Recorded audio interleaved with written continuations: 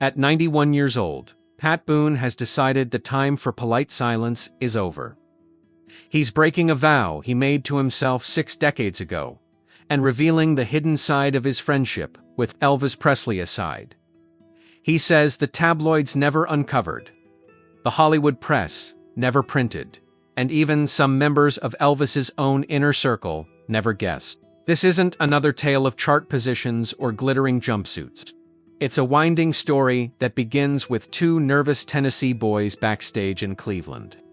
Arcs through secret phone calls in the dead of night, detours into whispered conversations about faith, and ends with a gut-wrenching goodbye on a sun-scorched Memphis tarmac. Pat wants the world to know that beneath the flash and swagger, Elvis was searching for peace, for God.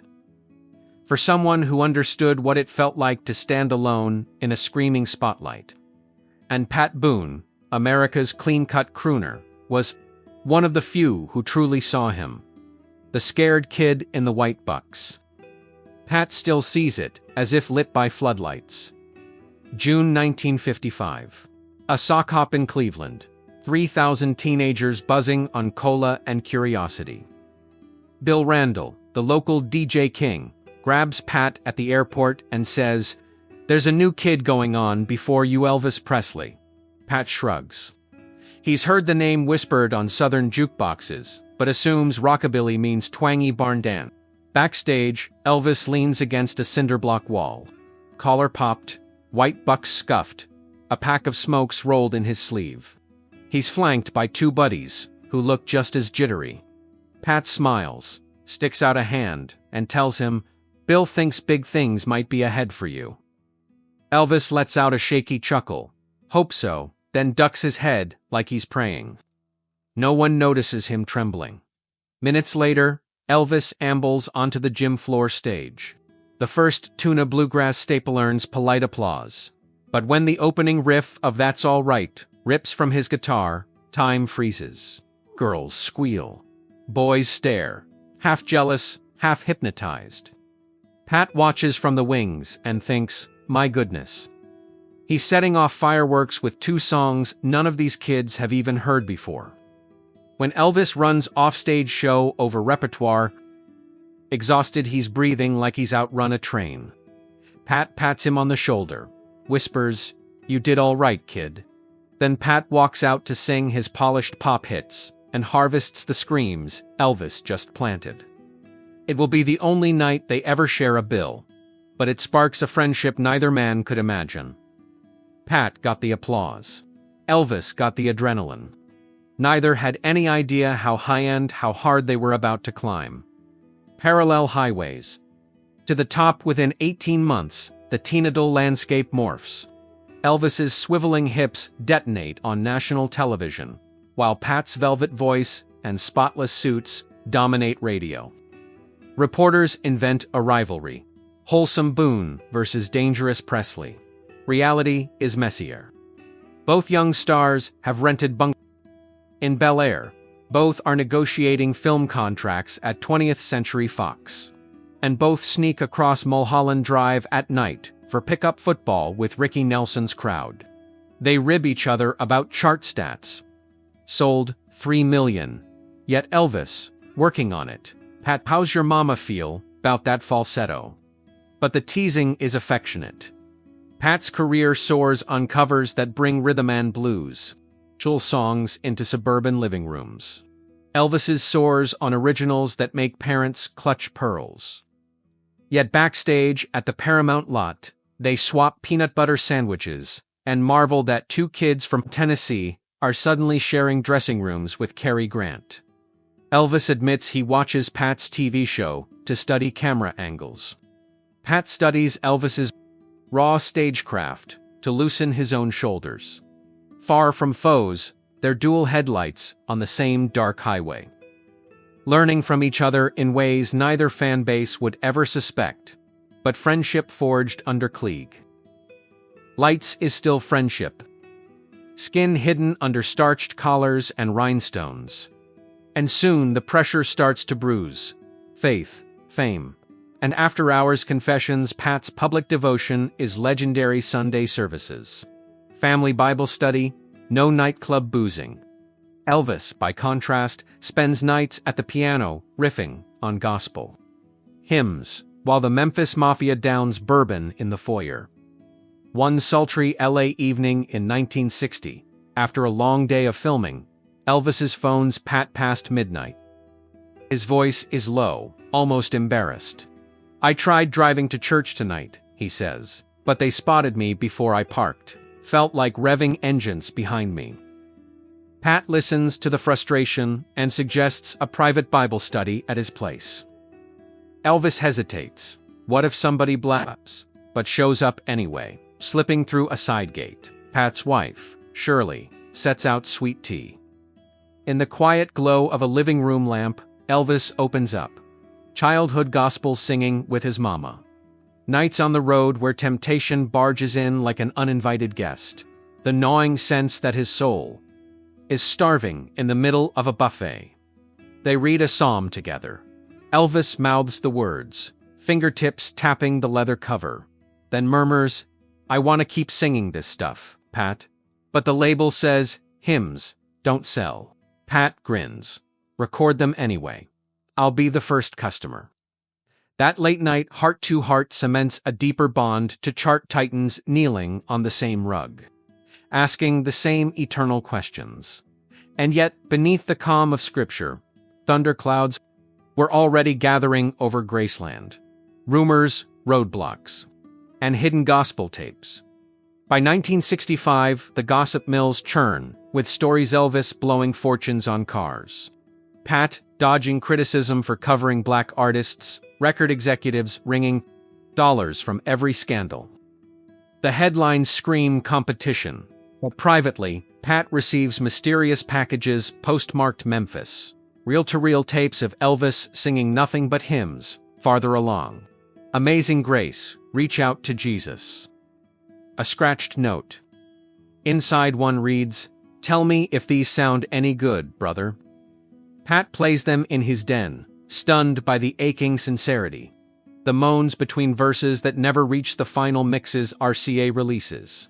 Meanwhile, Elvis's entourage starts gifting him uppers to keep the tour engine revved and downers to crash when the ride ends. Pat, seeing tabloid snapshots of a puffier Presley, writes a letter begging him to slow the carousel. Elvis thanks him, but says the merry-go-round won't let him off. Rumors swirl at night, pharmacy runs, bouts of paranoia, private jets piled with fried banana sandwiches, but Pat is more haunted by the spiritual hunger he hears on those secret gospel tapes. Why won't the world let the king sing like that in public? The years roll on. The stakes rise higher. And Pat decides to shake his own image on, act that shocks the church ladies, and surprisingly makes Elvis grin. Black leather, metal riffs, and an unlikely cheerleader. Fast forward to 1997. Pat Boone, now in his early 60s, strolls onto the American Music Awards in black leather, studs and shades, to promote his tongue-in-cheek heavy metal covers album in a metal mood. Pundits gasp. Has Mr. Clean gone rogue? Evangelical leaders fume. Late-night hosts cackle. Pat laughs it off. I'm just having fun with classics. Who phones to applaud? Not a single church board, but a voice impersonating Colonel Tom Parker and cackling attaboy, Pat. It's Elvis's old guitarist Scotty Moore, relaying a message he swears Elvis would have delivered. Told ya, the boy had some rebel in him. For Pat, the metal experiment is a reminder that reinvention is survival. It also makes him think of Elvis's Vegas years, how the king armored himself in sequined jumpsuits to hide the weight, the fatigue, the sadness backstage. Pat realizes image flips can be freedom or chains, depending on who's holding the keys. He gives every interview with a wink, knowing older fans might scold him, but also knowing, deep down, Elvis would have loved the audacity. However, can't outrun biology.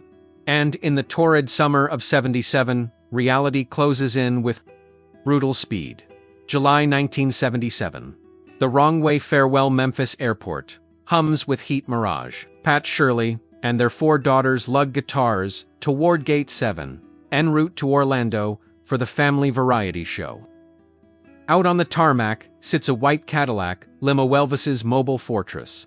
Rumor says he still dreads flying. Suddenly, the back door swings open. Elvis steps out in sunglasses, high-collared shirt concealing sweat, a smile that looks painted on. He hustles over, swatting away security like gnats. Cameras click as the old friends embrace. Pat lightly taps Elvis's stomach and jokes, "You packing gold records in there, pal?" Elvis guffaws, "Just fried peanut butter, brother. I'll sweat it off in Vegas." They banter about mileage points and gig schedules. Then Elvis glances at Pat's boarding pass. "Orlando, man, you're going the wrong way." Pat fires back, "Depends where you're coming from." Elvis laughs big, booming, genuine then. For a split second, both men are 20, again. Backstage in Cleveland, dreaming big. They pose for one Polaroid. Elvis climbs the staircase to his jet, turns, gives a mock salute. Pat waves, unaware this is goodbye. A month later, Pat is in a Pittsburgh barbershop when someone bursts in shouting, "Elvis Presley's dead." Pat's first instinct, bad joke, then radios confirm it. Elvis, age 42, is gone, heart attack. Prescription OD, a life burned. Too hot for too long. Shock gives way to grief, and grief gives way to reflection, decades of it. Lessons from a life spared over the next 40 years. Pat sings at state fairs. Records gospel albums, writes books on family and faith. Interviewers inevitably circle back to Elvis. Pat never dodges the question, but refuses to traffic in detail. He focuses on the man's kindness. Elvis tipping stagehands $100 bills. Buying Cadillacs for backup singers. Phoning Pat after Pat's daughter Debbie hit #1 with "You Light Up My Life." Just to say, "Tell the kid I'm proud." Pat also admits he used Elvis's fate as a cautionary mirror. He stayed married, stayed off pills, kept Sunday mornings sacred. When producers pushed late-night gigs, he set curfews. When loneliness whispered, he called home instead of room service. Privately, though, he replays their conversations about church pews and peace. He wonders if he could have done more, another phone call, another invite to Bible study, a tougher talk about those pills. But hindsight is a cruel judge. Pat clings to the last Polaroid. 2 aging pop idols grinning under a South Sun sky. Unaware the clock was set 2 seconds, and now in his 10th decade. Pat decides the public deserves the full mosaic delight. And the shadows. Why Pat finally speaks, so why break silence in his 90s? Pat says it's simple. Memories fade, rumors harden, and he wants the record straight. He's tired of tabloids caricaturing Elvis as either saint or sinner. Tired of clickbait comparing clean Pat to dirty Elvis. The truth, he insists, is nuanced. Elvis made mistakes. So did Pat. Elvis felt joy, so did Pat. Both men navigated fame without a compass, leaning on each other more than the world ever saw. Pat fears the next generation will know Elvis only through Halloween costumes or streaming service biopics. He wants them to hear about the tender side.